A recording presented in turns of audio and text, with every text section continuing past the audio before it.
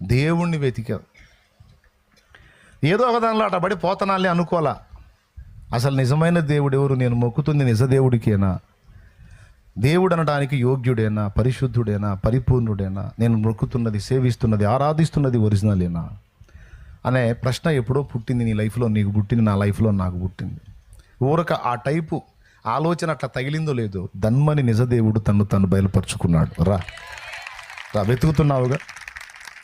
2002లో ఇదే మార్చి నెల, ఇదే చివరి ఘట్టంలో నేను వెతికా. ఒక వేదనామయమైన పరిస్థితుల్లో నేను వెతికినప్పుడు అంతవరకు నేను సేవించిన వాటన్నిటిని గుర్తు చేసుకొని, ఇంతవరకు నేను ఆరాధించిన వారు మాత్రమేనా, లేకపోతే ఇంకా ఎవరన్నా ఉన్నారా, ఉంటే అసలోడు ఎవరు, నిజమైన దేవుడు ఎవరు అని 2002 మార్చి నెలలో నేను వెతికాను.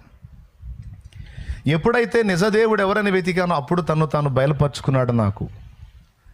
ఎప్పుడైతే ఆయన బయలుపరచబడ్డాడో అప్పుడు ఇక ఆయన దగ్గరికి వెళ్ళటం మొదలుపెట్టి ఆయన రెక్కల నీడకి ఎప్పుడైతే చేరానో అప్పుడు జీవితపు విలువ, బ్రతుకు సార్థకత, నెమ్మది, ప్రశాంతత, ఆనందం మొత్తం అర్థమైనాయి, అందినాయి.